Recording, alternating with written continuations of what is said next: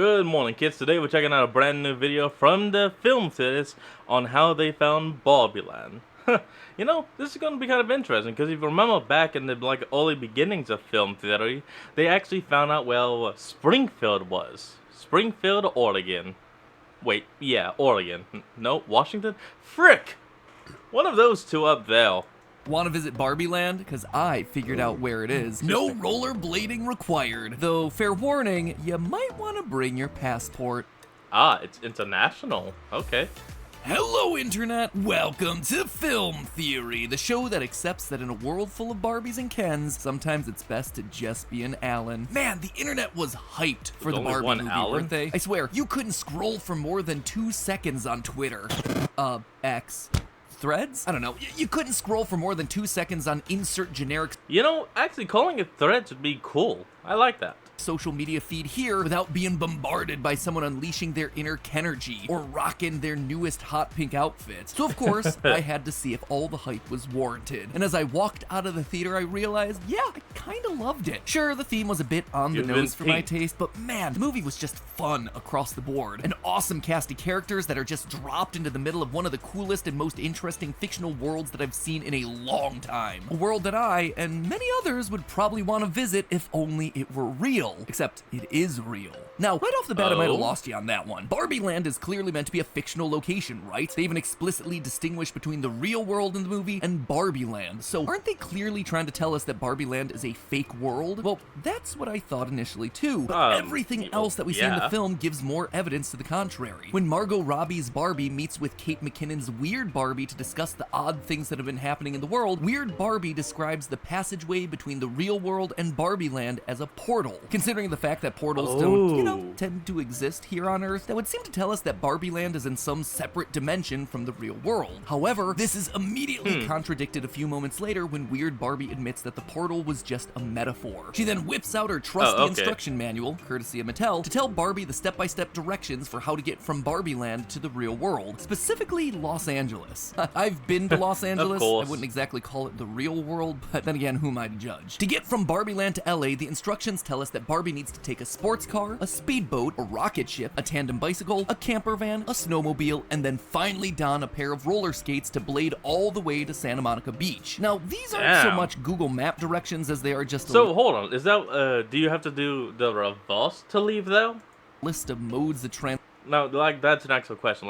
If this is to go from Barbie Land to the real world, do you then have to reverse it to go to Barbie Land? Transportation. That'd be like me telling you how to get to my house by saying you have to take a plane, a bus, and a car. You're missing a few key details there. We can also rule out that these comically pink propulsion devices are meant to be magical. Both Kens and Barbies, as well as real humans, are able to travel freely back and forth between Barbie Land and the real world, provided they follow these instructions either forward or backward. So, while the idea of trying to find the real world Barbie Land might seem dumb at first, it is possible according to the canon of the movie. And that's the kind of fine line that we love to ride on this channel. So instead of finishing my Barbenheimer double feature, I bid my family adieu and rushed home, unfurled the world map, and tried to pinpoint exactly where Mattel is hiding Barbie Land. And let me tell you, despite the movie seemingly going out of its way to dissuade theorists like us from doing exactly that, they gave us just the perfect amount of breadcrumbs that led us right to the doorstep of that pink paradise. Oh, I figured you out, Mattel. You're gonna have to try a lot harder than that to keep your boy Matt Pat from going to live out his dream of being a Barbie girl in a Barbie world. So grab your pink stilettos, Birkenstocks, and Google Maps, dear theorists, as I once and for all chart a course to Barbie Land. Let's start by throwing out some possible locations that Barbie Land can't be. In the movie, one of the characters asks if Barbie Land is in an alternate reality, basically asking the movie the exact question that I desperately needed. The CEO of Mattel, played by Will Ferrell, says that you can think of it as a small town in Sweden. Now, it's clear that in this moment he's trying to change the subject. After all, his main aim in the movie is to make sure that Barbie Land and the real world stay as isolated as possible. That said, could Barbie Land actually be in Sweden? No. Several times throughout the movie, we see characters taking a sports car just outside of Barbie Land, only to find themselves in a desert. Sweden is many things. A desert, it is not. This information also allows us to rule out my sneaky early pick for Barbie Land, which was Wisconsin. As it turns out, Barbie, the toy's canonical hometown, is the fictional city of Willows, Wisconsin. Since this movie did such a good job of making deep-cut references to past Barbie lore, would have been fitting to see Barbie Land's real location. Okay, no, I actually kind of like that. They even had the first Barbie in, though. Oh, I'm surprised he wasn't, mayor of Barbie Land since he was the first. I like that. An homage to her lesser-known home. But alas, Wisconsin is the antithesis of a desert, so our search must continue. Now, as much fun as it be to rule out every single location on Earth one by one, there has to be a more straightforward approach to solving the mystery. Eventually, I realized that instead of just trying to eliminate where Barbie Land couldn't be, we had to follow the route laid out by the movie. We needed to use each mode of transportation and then cross-reference locations on the map to see if we could create a travel itinerary that would actually find Barbie's Malibu dream house. And not to bury the lead here, but it's not as easy as just being in Malibu. Yeah, Since we obviously don't know our starting location, the only thing we can really do is go through our pre-established journey in reverse, starting in Los Angeles and then working backwards through the modes of transportation until we eventually stumble our way back into Barbie Land. The first leg we need to look into is crossing into California while wearing neon and roller skates. The way it's phrased in the movie is a little bit odd. It goes like this, quote, "The snowmobile will take you most of the way to the state of Los Angeles, where you will don neon and rollerblades and enter the country of California." Now, clearly there are some mistakes there. A recurring joke throughout the movie is that the Barbies are overall ignorant to real-world things, so Weird Barbie getting confused about the difference between states and countries is no big surprise. It's also worth noting that while Weird Barbie is saying this, she's clearly pointing to the Los Angeles area on the map, so you could argue that she doesn't really mean crossing into the border of the state of California at all. Regardless, I tried to solve this one in two different ways. The first was taking what she said literally and looking at the closest places where Barbie could cross into the state of California after having just got off of a snowmobile. The three states that immediately surround California are Oregon, Nevada, and Arizona. Taking an aerial view of those three potential entry points, one of these things is clearly not like the others. While Arizona and Nevada are clearly scorching deserts, Oregon is a much better fit for our snowmobile stop. It has plenty of snow-capped mountains and a thriving snowmobile industry. Okay, so we came from the north. Conveniently enough, had not just one, but two snowmobile rental spots just across the Oregon-California border. Oh, perfect, right there. Head north.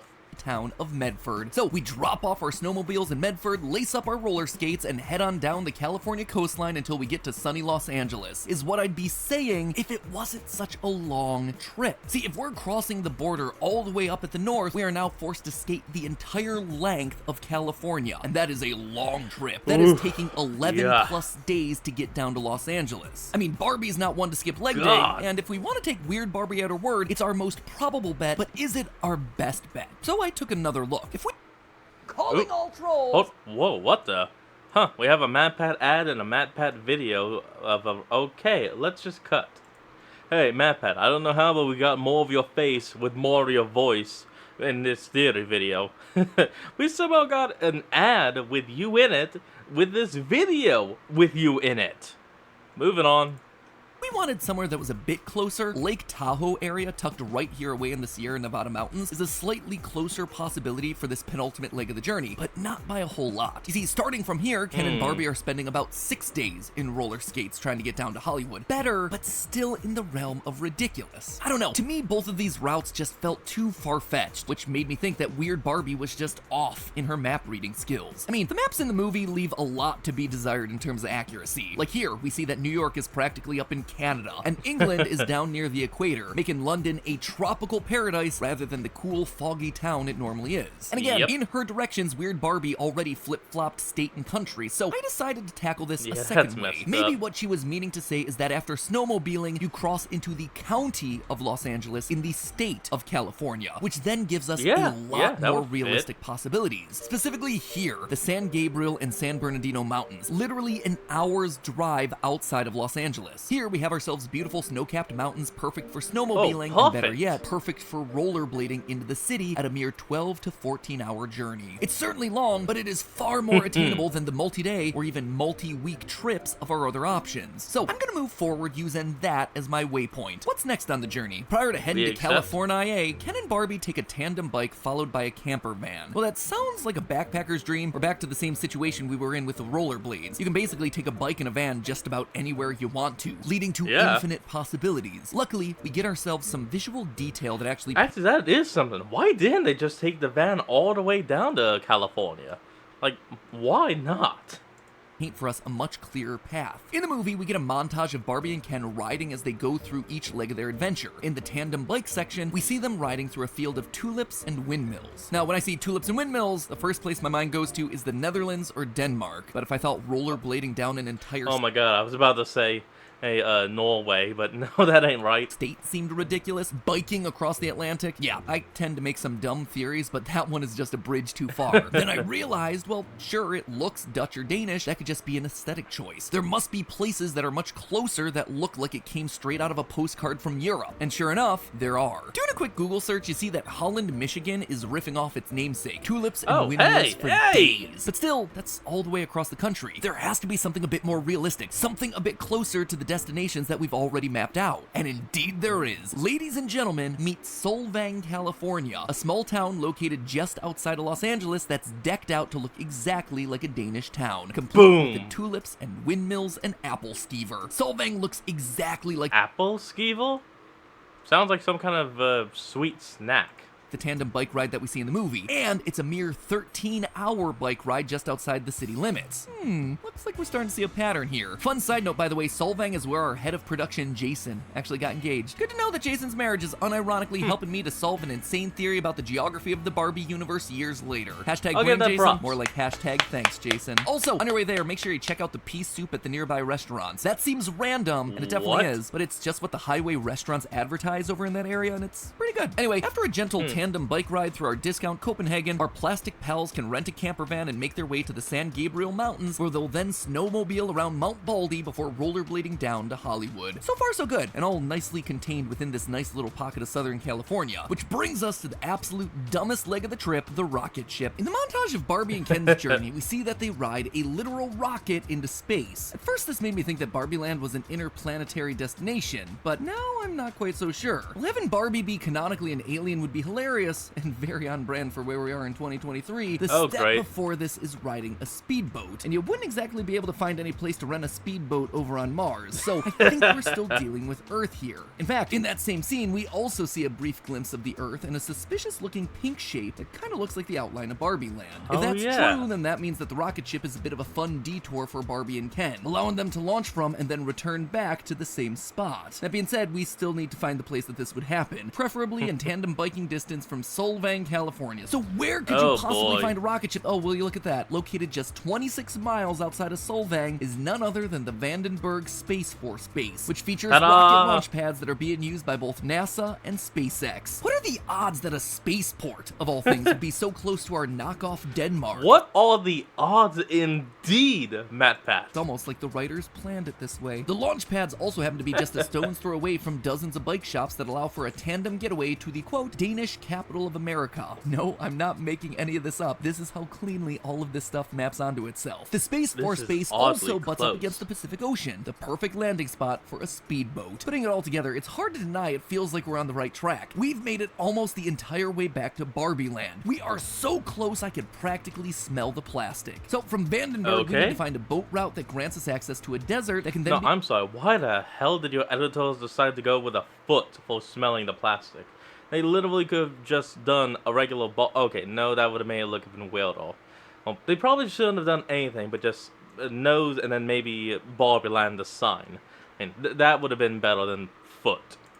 Be crossed via the Barbie sports car. Then and only then will we finally be able to locate the mythical city decked out in pink. Ladies and gentlemen, toys and girls, I think I found the route. Barbie Land is located in none other than, drumroll please, Monterrey, Mexico. Yep, Barbie and the gang are living La Vida Rosa down in Mexico. Monterrey, located in the northeastern state of Nuevo Leon, is a beautiful city flanked on its western side by what, dear theorist? The massive Chihuahuan Desert. By crossing the desert by car, you'd reach the Gulf of California in about 8 to 10 hours. From there, you can board a speedboat and ride your way all the way up the coast to Vandenberg Space Force Base. Then catch a quick ride on one of Elon Musk's rockets, go into low Earth orbit and back before renting a tandem bike to ride all the way to Solvang, catching a view of the tulips. After that, rent a camper van and ride up to the San Gabriel Mountains where you'll ditch your van for some cool snowmobiles. Ride around until lacing up some rollerblades and taking the scenic route through California to finally reach the quote-unquote real world of Los Angeles. Now, why would I choose Monterey specifically? Admittedly, when you look at the complete map of the journey, there are definitely some places that are closer to Southern California that can still fit the bill of deserts built up against an ocean. But consider this. What else is located in Monterey, Mexico, but none other than the world's largest Mattel Mattel factory, with over 200,000 square meters of space and over 3,500 employees. Monterey is the perfect home for Barbie in the movie because it quite literally is the home for Barbie in the real world. Literally Barbie Land, the land that makes all the Barbies and houses all the Kens and Allens and Skippers of the world. But as one final point of evidence to seal the deal, in the movie when Ken starts to go hyper-masculine in his Kenergy, we do see some Kens actively building a border wall outside of Barbie Land.